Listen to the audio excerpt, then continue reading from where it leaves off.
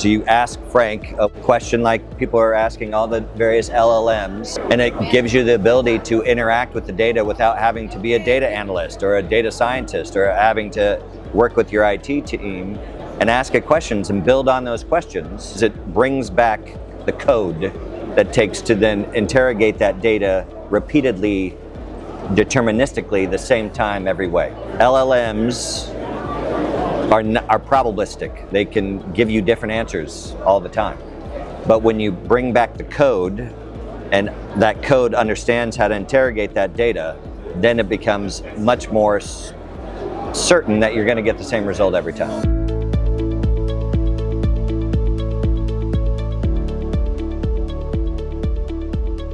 Why the name Frank?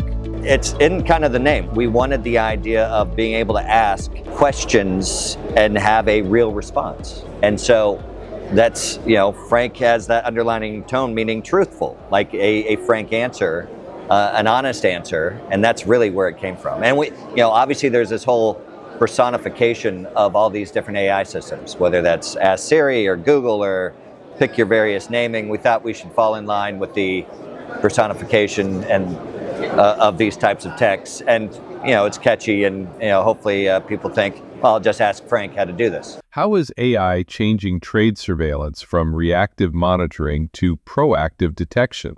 We don't think of it necessarily as a way to catch different behaviors that we're not already catching.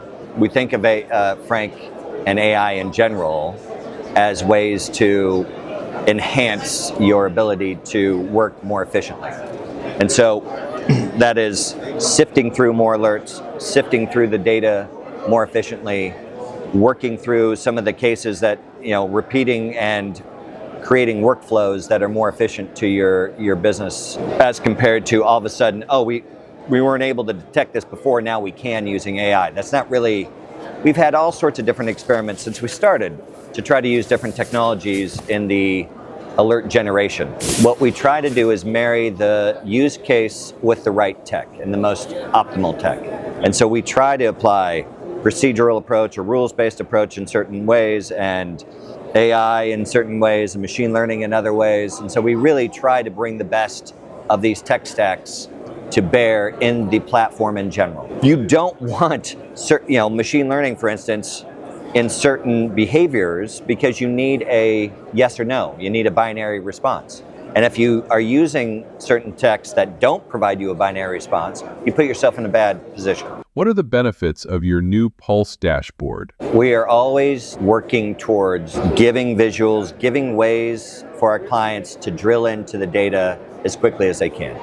And so Pulse is a distillation of that. It gives you the ability to very quickly get a sense for what's happening in your system. Number of alerts, you can quickly, again, through novel views and Pulse, you can really get to the actionable areas that you want to get to, as compared to just reviewing, or maybe I just want to, do some investigations.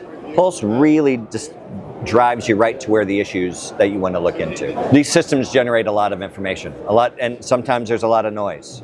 And what Pulse is trying to do is, work through that noise.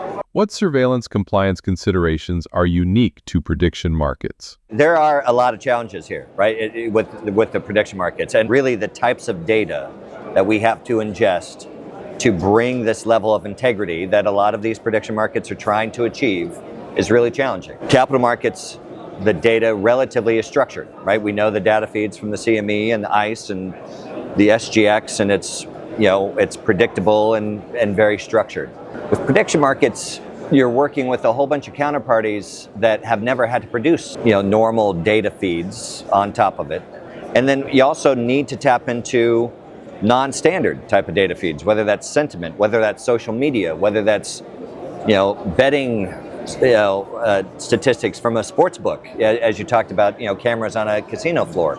There is a lot, even video feeds, there is a lot of different data that we're going to need to pull in to try to make these markets as robust as our existing capital market. How can companies like Eventus help with 24/7 markets? You have staffing concerns, and people are going to have to change the way they staff just like we do, we have follow the sun support models. We have people in all over the world that are staffing our software because we had to support our software 24/7 because of the crypto markets. And I think a lot of these firms that haven't, they had 24-hour desks to do orders, but then they now need client support and compliance as well. So I think there is a human element to that will need to be around. But this all goes back to kind of what I was talking about with Pulse and even AI, is these technologies that allow you to sift through data more efficiently, bubble up the most actionable things are going to be really important as these markets are going 24 hours. And so for us,